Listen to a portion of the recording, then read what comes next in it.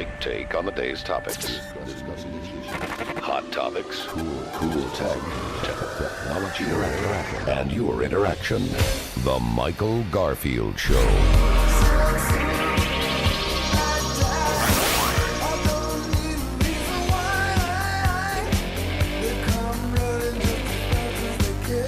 Now, the world according to Garf.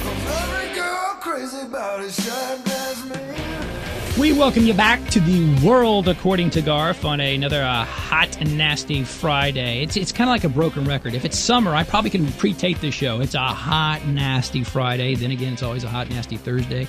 It's going to be a hot, nasty Sunday. But on Sundays, it's always a little sunshine, maybe a little cool, because about 1 o'clock right here on our radio station, we always hear from Shannon Register talking about real estate, and we always hear from her just about this time on our Friday show. How are you? You're not sweating, at least. Thank goodness we're in an air-conditioned studio. It's cool in here, which is nice. That's right. It may be cool inside the studio, but the real esite market is hot. You like That's that segue? right. You like that? It. It's hot. It is nasty. You know, we do this every Friday.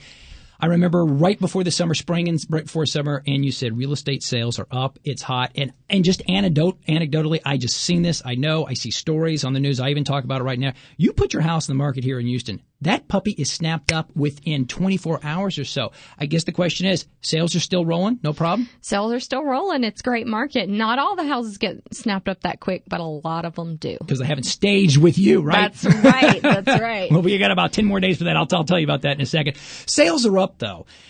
Are there any problems or any issues, or is the whole process still seamless? Because, you know, obviously you have to hand off a number of different things. You've got this agent, you've got mortgage, you've got banks and type of things. Any hang-ups out there that are going on? One of the biggest hang-ups that I'm seeing is with lenders. You know, we had all this regulation come down, and one of the problems is that lenders are being extra careful because they don't have to buy back any loans that were made that had any problems. And so there's a lot of extra precaution going into it, and it's causing delays. And sometimes as realtors, we don't even know what they're going to ask for. We don't even know what they're going to want. And we're seeing, you know, different things all the time that these lenders are asking for that we didn't know they were going to be asking for. The client certainly didn't know they were going to be asking for.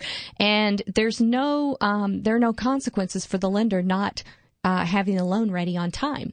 So then you as the buyer or the seller are just waiting on this lender to get it done. If you want to sell, you'll wait, right?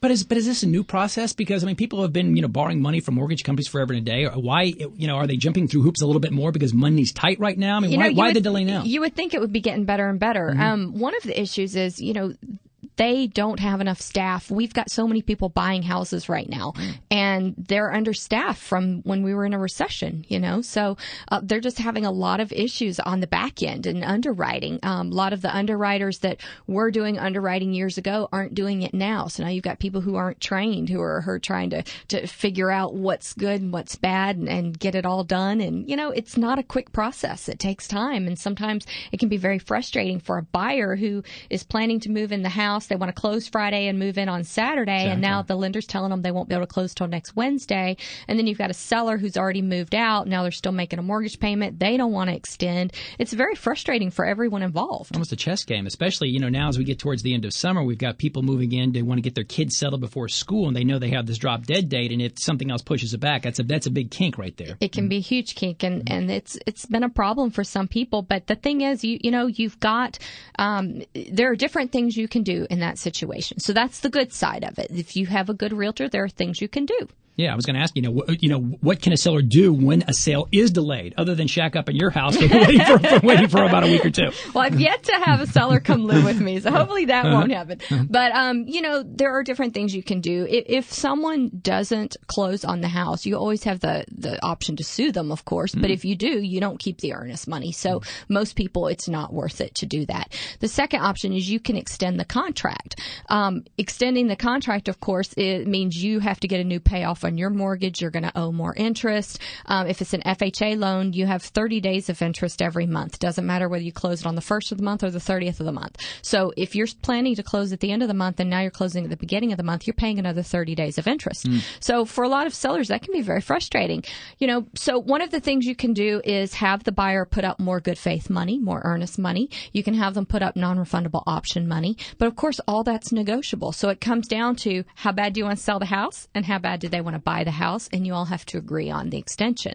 And then the third option, of course, is to not extend it, keep their earnest money, and put the house back on the market. And then you're waiting on another buyer and starting the process all over again. So that doesn't look appealing either. So the most appealing option is to extend it. And, you know, when buyers and sellers have to start extending, they're both getting into whatever kind of situation it is. It's not good. You know, one person's having to pay on a mortgage where they're not living there. The other person's got their stuff in storage waiting to move. Everybody's pressed.